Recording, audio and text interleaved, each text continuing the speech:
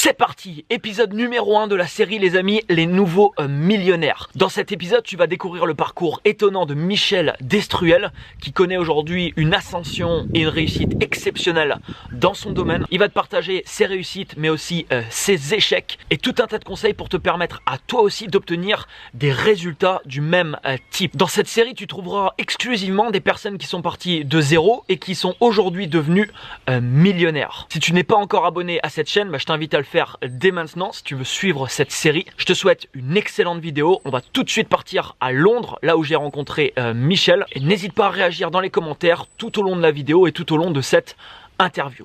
C'est parti.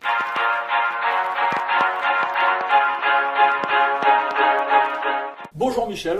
Eh bien écoute Anthony, bonjour. Et merci beaucoup à toi de répondre présent à cette invitation. Avec grand plaisir. Alors je trouvais intéressant de t'inviter Michel pour participer à ce premier épisode d'ailleurs, pour que tu nous parles un peu de ton parcours, des résultats que tu peux avoir aujourd'hui et des conseils que tu pourrais apporter aux gens qui écouteraient cette vidéo. Tu peux commencer par te présenter un peu ton parcours et qu'est-ce qui au final t'a amené aujourd'hui à avoir les résultats financiers que tu as pu obtenir dans ta vie. Alors bien sûr. Alors bon, déjà, il faut savoir une chose, c'est que j'ai un parcours un peu scolaire, un peu atypique. Enfin atypique, je crois qu'il n'est pas atypique, mais bon... On se rejoint peut-être un peu. Oui, je pense que, voilà, disons qu'il n'était pas... J'ai pas rencontré le succès, en tout cas pendant cette période. Donc voilà, j'étais, je pense, un élève très perturbateur et qui partait un peu dans tous les sens. Mais j'ai toujours été attiré quand même pour faire de l'argent, avoir du succès, mais j'avais pas trouvé ma voie. Donc les études, c'était pas adapté. Enfin, en tout cas, je sentais que c'était pas adapté à moi. Et malgré tout, j'ai travaillé, j'ai eu des jobs par la suite, des petits jobs comme la plupart des gens. Je gagnais pas spécialement ma vie, mais je gagnais ma vie en fait, c'était alimentaire. C'était vraiment pour survivre, comme la plupart des gens aujourd'hui, ils ont un job à 1000, 1500, 2000 euros, 2500 euros par mois pour survivre, payer les factures, de temps en temps, un week-end prolongé, mais ça n'allait pas plus loin que ça. Et puis un jour, je me suis dit, je travaillais, moi j'étais un intrapreneur. Tu vois ce que je veux dire ? Intrapreneur, c'est-à-dire que je bossais dans les entreprises où je travaillais comme si c'était mon entreprise, mais ce n'était pas mon entreprise. J'étais vraiment engagé. Et puis un jour, j'en ai eu marre, vraiment, de travailler tous les jours comme un dingue, vraiment focalisé à bosser tous les jours, et à réaliser en fait les rêves de mon patron. Ouais, c'est ça. Donc là, j'ai pris la décision de monter une première société, et parce que je voulais réaliser mes propres rêves.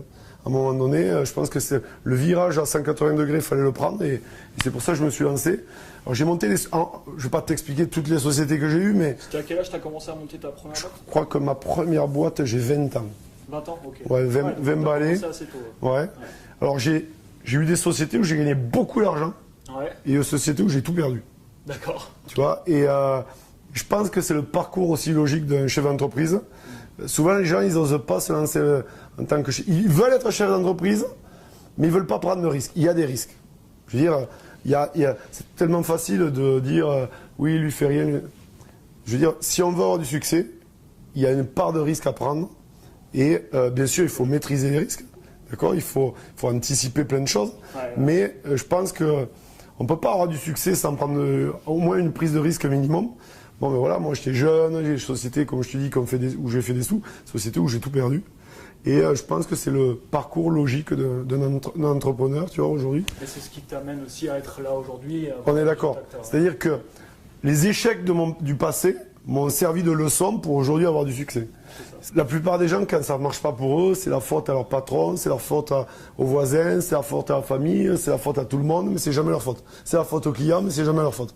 Non, moi j'ai pris du recul, j'ai fait des erreurs, et j'ai fait en tout cas, j'ai tout fait en tout cas pour mes futurs business, de gommer les erreurs que j'avais pu commises pour justement par la suite, mais pas les recommettre et prendre la bonne direction, je viens de dire. Et puis, donc j'avais monté mes 2 derniers business, en tout cas en France, le système traditionnel, c'était les centres de remise en forme. D'accord. Et un jour, j'ai un ami à moi qui vient dans mon bureau, qui me présente un concept d'affaires dans le marketing de réseau. Alors moi, je ne savais pas ce que c'était. Okay. Il me parle, c'est comme Tupperware. Alors moi, j'ai ma tante qui fait Tupperware depuis 35 ans.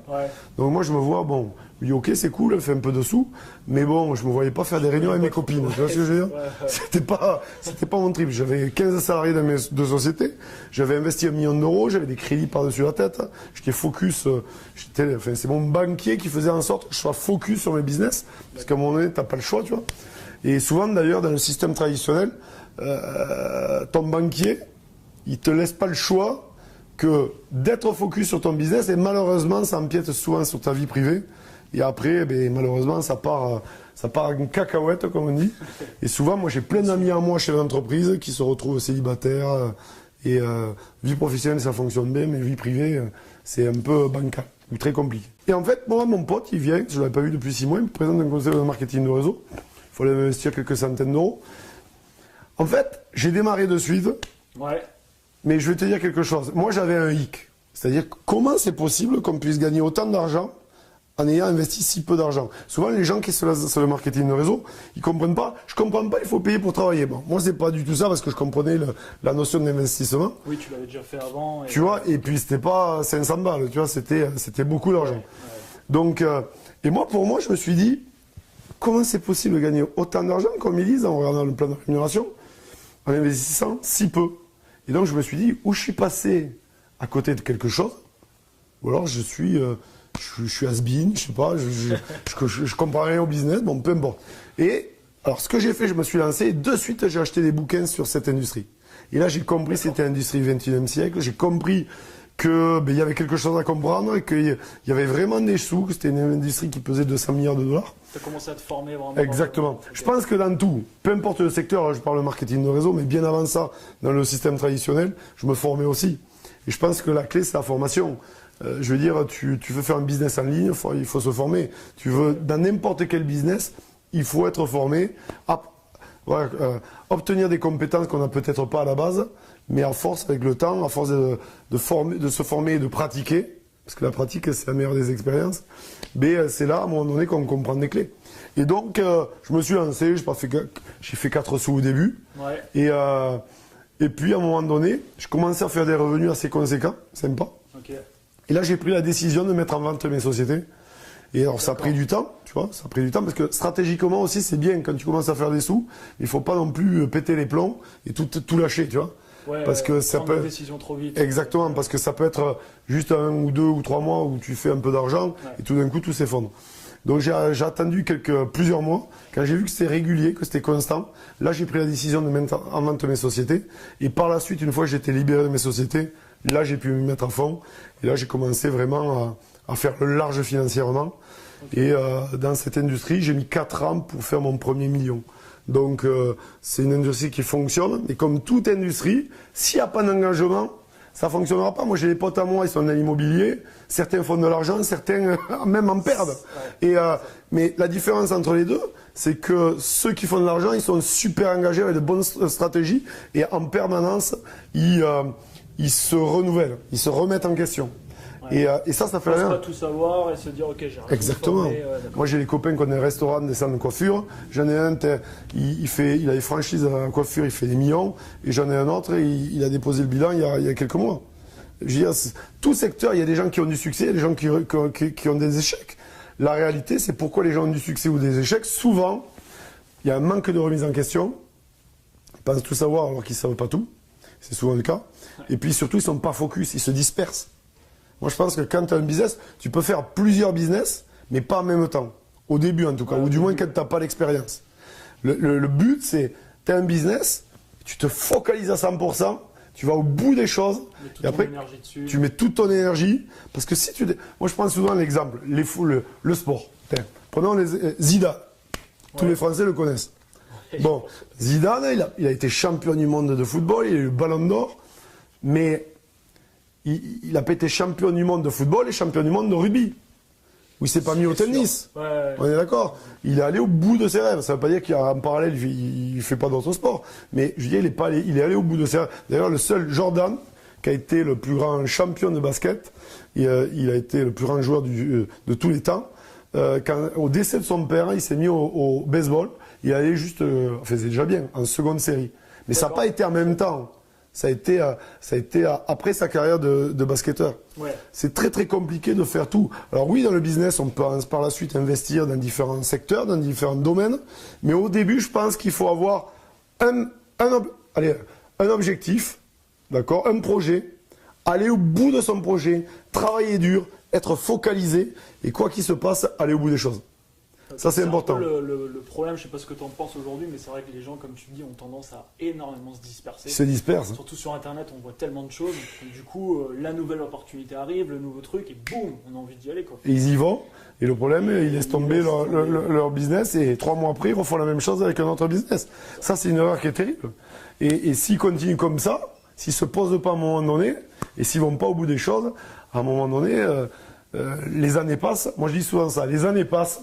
D'accord. Et au final, la vie, il n'y a pas de mode replay. Moi, je dis souvent, tu arrives à la fin de tes jours, tu te retournes sur ta vie, et tu te rends compte que tu as raté ta vie. Ouais. Le mode replay, ça n'existe pas. C'est clair. Donc, faites attention avec ça. Je pense que tout le monde peut avoir du succès, mais la plupart des gens font tout, sauf ce qu'il faut faire pour avoir du succès. Pour l'avoir. Ouais. Donc, arrêtez d'être des touche-à-tout. Je pense que vous avez un projet, allez au bout des choses. Et même si tu te plantes, voilà.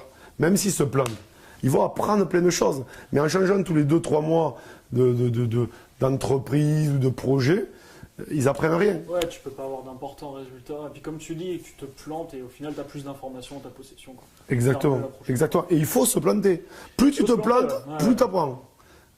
Moi, je sais que, et puis, moi, je me rappelle, il y avait une boîte où j'avais perdu beaucoup d'argent. Je peux te dire que là, je retiens les leçons. Ouais. Et par la suite, ça te permet de rebondir et de faire de l'argent, et récupérer l'argent que tu as perdu et le démultiplier. Ouais, c'est ça. Mais comme je dis souvent aux gens, moi, c'est pareil, je vais me replanter dans ma vie, c'est clair et net. Je vais refaire des choses qui vont pas marcher, mais j'aurai plus d'informations en ma possession. Exactement. Et ça te permet par la suite, dans différents projets, d'utiliser justement ces difficultés que tu as vécues dans le passé pour propulser ton business de l'avant et éviter de recommettre ces erreurs.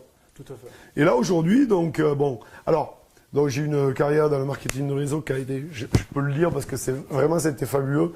Ça a littéralement changé ma vie financière et humainement parce que ce que tu dois savoir, c'est que quand j'avais mes sociétés en remise en forme, je m'étais lancé dans ça parce qu'à la base, j'étais un ancien sportif de haut niveau, ça se voit plus, mais à l'époque c'était le cas. Et je me suis lancé j'ai investi dans des centres de remise en forme Moving, je sais pas si tu connais, l'ID Moving, tout ça. C'est la franchise, à l'époque en tout cas, numéro 1 en France de la remise en forme. Okay. Et puis en fait, je me suis écœuré de ce milieu. Okay. Pourquoi ? Parce que je me suis renfermé sur moi-même et tu m'as partagé lors d'une interview que tu sortais pas de chez toi, tout ça. Ouais. Moi, je sortais plus de mon bureau. D'accord. Je sortais plus de mon bureau. Les gens m'agaçaient énormément. Et c'est vrai que l'industrie du marketing de réseau, par la suite, j'ai été obligé de m'ouvrir aux gens. Et en fait, j'ai retrouvé ce côté humain que j'avais plus dans le système traditionnel. Okay. Et donc après, ça a super bien fonctionné. Mais je suis un challenger. Et donc, ça fait 2 ans ou 2 ans et demi, bientôt 3 ans, j'ai lancé une école de formation en marketing de réseau. D'accord, pour enseigner aux gens pour enseigner tout ce que j'avais appris et tous les leviers, en fait, toutes les stratégies, toutes les méthodologies qui m'ont permis de faire des millions dans cette industrie. Et je m'éclate puisque aujourd'hui, je coach plus de 40 sociétés différentes. C'est la folie, les séminaires sont pleins. Aujourd'hui, du coup, tu as des clients, pas forcément que d'une compagnie, mais... Donc 40, environ 35-40. D'accord, voilà. ok. Donc ça fonctionne super bien, je suis super épanoui, je fais des séminaires un peu partout sur la planète. Donc écoute, ça se passe super bien, mais j'avais besoin, je suis un challenger, j'avais besoin encore de renouveau. Et donc après, j'ai d'autres, je me diversifie dans différents business, parce que je vis au Mexique, je ne vis plus en France depuis bientôt 3 ans aussi. Et donc au Mexique aussi, je monte différents business sur Mexico même. Donc, l'âme de l'entrepreneur. Ouais, je pense que quand il touche une fois et que c'est compliqué. Mais je pense aussi que chaque chose en son temps. Parce que le but, c'est pas t'as un jardin, tout fonctionne bien. Tout d'un coup, tu vas donc tu as une très belle récolte dans ton jardin. Tout d'un coup, tu décides d'aller semer dans un autre jardin. D'accord ? Et le but, c'est pas qu'ensuite, dans ton nouveau jardin, tout pousse et tout meurt dans l'autre. Tu vois ce que je veux dire ? Ouais, tout à fait. Donc, c'est souvent le cas. Donc, il faut être très prudent. Je pense qu'on peut avoir différents business Mais au début, d'abord, avec un seul business, atteignez le succès et ensuite vous aurez l'expérience pour vous diversifier. Je pense qu'il faut bien sûr différents, j'appelle ça des aqueducs financiers, donc des différentes sources financières. Il ne faut pas mettre tous les œufs dans le même panier. Maintenant, il ne faut pas mettre tous les œufs aussi en même temps. C'est l'un après l'autre. Mesurer le risque aussi. Exactement, mesurer le risque, anticiper. Un chef d'entreprise, il est proactif. Personne ne va le faire à part lui. Donc, c'est à lui de prendre les choses, de mettre les choses en place. Parce qu'encore une fois, chef d'entreprise, quand on est salarié, moi j'ai été salarié pendant de nombreuses années. Salarié, on reçoit les ordres souvent de son chef ou de son patron. Mais quand tu es chef d'entreprise, je veux dire, c'est toi qui décides de te lever, c'est toi qui décides d'ouvrir ta boutique. Autodiscipline. C'est de l'autodiscipline. C'est comme dans le sport. Je fais souvent un parallèle entre les sportifs et les chefs d'entreprise et l'entrepreneuriat. Il y a une rigueur, une constance pour pouvoir créer cet effet cumulé. Et puis il y a une hygiène de vie que les sportifs, en tout cas de haut niveau, ont adopté pour devenir les champions qu'ils sont. Et dans l'entrepreneuriat, c'est la même chose. Et tu parlais du coup tout à l'heure de ton premier million que tu as fait dans le marketing de réseau. C'était vers quel âge du coup? Et j'avais à peu près, je ne sais pas de bêtises, 35 ans. 35 ans. Okay. 35 ans. Je fais une dépression carte bleue. Ça peut vous paraître bizarre, dépression de carte bleue, mais c'est vrai que investir si peu, après, en termes financiers, pour ensuite récolter autant, moi j'ai une très très grosse éducation financière, donc je fais très très attention à l'argent, mais c'est vrai que quand tu n'es pas habitué, les footballeurs par exemple ou les sportifs de haut niveau le vivent ça. Qui ont des revenus considérables du jour au lendemain. C'est ça le truc, et le problème c'est qu'ils sont jeunes. En plus, il y a beaucoup de reconnaissance qui leur est attribuée. Ils sont très médiatisés. Donc, il y a aussi cette gestion pour les gens qui sont publiquement connus comme les sportifs de haut niveau. Ouais. Mais en plus, beaucoup d'argent. Ils n'avaient pas d'argent, tout d'un coup, ils en ont beaucoup. Et ils n'ont pas forcément la formation adaptée pour la gestion. Moi, au début, quelque part, j'ai eu un peu… Heureusement, j'avais un passif de chef d'entreprise. Je me suis vite repris. Mais quand tu as beaucoup d'argent qui rentre, ça peut, par moment, déstabiliser. Voilà. Et moi, je pense qu'il faut faire attention parce qu'aujourd'hui, tout peut se passer super bien, mais on ne sait pas de quoi sera fait demain. Il y a des entreprises, par exemple, qui ont été frappées par la crise de fin 2007, début 2008, qui ont coulé de suite parce qu'ils n'avaient pas de trésor. Et puis, tu as des entreprises qui ont été attaquées, j'ai bien attaquées, donc via cette crise financière. Elles avaient de la trésor, mais ensuite, elles n'avaient plus, le marché n'était plus présent et elles ont coulé en 2012, 2013, 2014. Ouais. Parce qu'elles ont épuisé leur trésorerie. Mais heureusement, quand même, malgré tout, et certaines avaient de la trésor. D'accord? Elles ont changé de stratégie. Elles se sont renouvelées. Elles ont changé de stratégie. Et cette trésor leur a permis de faire cette transition. Virage, ouais. Tu vois, cette transition. Et derrière, aujourd'hui, elles sont pérennes. Leur chiffre d'affaires est en pleine croissance. Parce que justement, elles avaient anticipé des temps difficiles. Et donc, il faut faire attention. Je sais souvent que quand on est jeune, l'argent brûle un peu les doigts. J'ai été jeune aussi, je sais ce que c'est. Calmez-vous, les enfants, calmez-vous. Mettez de l'argent de côté, ne dépensez pas tout, parce qu'un jour ou l'autre, vous allez certainement, c'est pas une obligation, mais la plupart du temps, ça se passe comme ça. On traverse des moments difficiles, et c'est à ce moment-là, si tu n'as pas l'argent de côté, tu as la pression financière. On parle souvent de loi d'attraction, mais si tu as la pression financière, même si tu es positif, c'est souvent compliqué. C'est compliqué, ouais. Donc, faites attention. L'argent est un outil qu'il faut vraiment… il faut faire attention. Voilà, il faut faire attention. Et donc là, je suis avec un ami à moi qui s'appelle d'ailleurs Gérald Vigneault. Je vais t'en parler. On a monté une entreprise qui s'appelle Business Evolution. D'accord. C'est sur 4 jours. Et on apprend aux entrepreneurs du XXIe siècle des stratégies pour multiplier par 5, par 10, par 100 leur chiffre d'affaires, leurs bénéfices. Et on leur apprend justement comment investir aussi l'argent qu'ils vont faire à leur entreprise pour pouvoir démultiplier leurs sources de revenus. Donc, voilà, ça c'est vraiment… Dans la formation, quoi. Ouais, dans la formation aussi. Ça n'a rien à voir avec le marketing de réseau. C'est vraiment pour tous les entrepreneurs qui veulent potentialiser leurs finances. Ok, super. Merci beaucoup d'avoir partagé ton histoire. Juste avec grand plaisir. J'aimerais que tu me dises ce que tu penses de la… Tu connais, je pense, Jim Carrey, l'acteur. Bien sûr. Et Très porté sur le développement personnel. tout à fait. Et il dit quelque chose d'intéressant, que je trouve intéressant. Il dit, j'aimerais que tout le monde puisse être vraiment famous, donc super connu, et avoir énormément d'argent pour qu'ils comprennent que ce n'est pas la réponse. Je suis d'accord. Et Il y a plein de gens qui ont beaucoup d'argent qui sont malheureux. c'est ça, ouais, c'est ça. Donc qu'est-ce que pour toi aujourd'hui, par exemple, qui a d'importants résultats, dans ta vie, qu'est-ce qui est le plus important? La famille, les enfants, mon fils. Ok. Je veux dire, on n'est que de passage sur cette terre. J'ai un ami à moi qui s'appelle Gérald d'ailleurs, et qui dit une chose, dans 100 ans, les 7,5 milliards de personnes sur la planète seront totalement renouvelées. Et à l'échelle de l'univers, on est un grain de sable, on n'est rien du tout. Je pense qu'on a tous une mission de vie, Ouais. mais déjà, la plupart des gens ne le savent pas. Ça, c'est le premier point. Ouais. Et pour ceux qui en ont conscience, ils ne connaissent pas leur mission de vie. Moi, je pense qu'on est là, on n'est que de passage. On n'est pas là pour subir la vie. Au contraire, on est là je vais la jouer franc jeu. Vas-y. Moi, jusqu'à présent, j'étais conditionné pour faire de l'argent. C'est Ok. ce qui s'est passé. J'ai fait de l'argent, Ça fait de l'argent. il n'y a pas de souci. Mais j'avais un gros souci, c'est que j'avais un souci de spiritualité.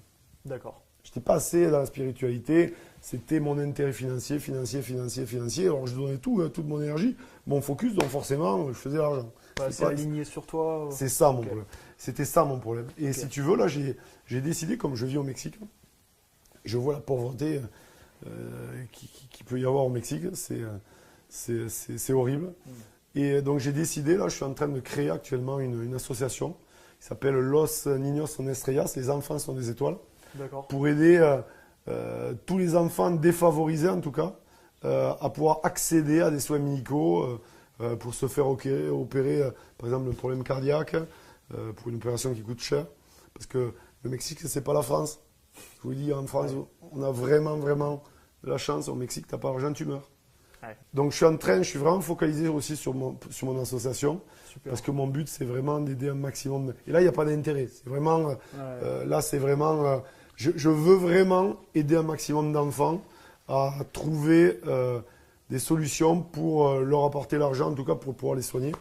Et ça n'a pas de prix. Et donc, avant, j'avais ce souci. Je sentais qu'il manquait quelque chose. Je n'étais pas épanoui à 100% avec moi-même. D'accord. Et donc, je faisais pourtant beaucoup d'argent. Donc, ça prouve bien que l'argent ne fait pas tout. Ouais, ça fait pas tout. Ouais. C'est un outil, c'est un bras de levier, voilà. Je dis souvent aux gens, ça décuple les émotions que vous avez à l'intérieur. Je suis d'accord. Mais si vous êtes dépressif avec 1 million, Tu risques d'être encore plus dépressif, c'est comme ça. il y a de millionnaires ou de multimillionnaires ou de milliardaires qui se suicident. Il y en a plein. c'est ça. Ouais. Plein. Donc, je pense qu'il faut être aligné avec soi-même. Ouais. D'accord, et épanoui et surtout avoir un code éthique inégalable. Et avoir cette formation, comme tu parlais derrière, parce que ça ne Exactement. nous arrive pas sur le coin de la gueule, entre guillemets. C'est dire, ok, moi je dis aux gens, c'est la pire chose qui pourrait vous arriver, c'est de gagner au loto. Exactement. Sans la formation qui va derrière, La plupart la des gagnants des lotos, tu reviens 10 ans plus tard, ils sont ruinés. Ouais. Tu sais qu'en NBA, 65% des professionnels NBA, à la fin de leur carrière, ont fait banqueroute, sont ruinés. D'accord. 65%. Ah, c'est énorme. Pourquoi? Parce qu'ils n'ont pas d'éducation financière. N'oubliez pas l'éducation financière. Eh ben, merci beaucoup. Avec grand plaisir, Anthony. C'était super. Mettez-moi, comme d'habitude, un énorme like juste en dessous. Partagez la vidéo autour de vous. N'hésitez pas à vous abonner à la chaîne si ce n'est pas encore fait. Ciao, ciao. Bye bye.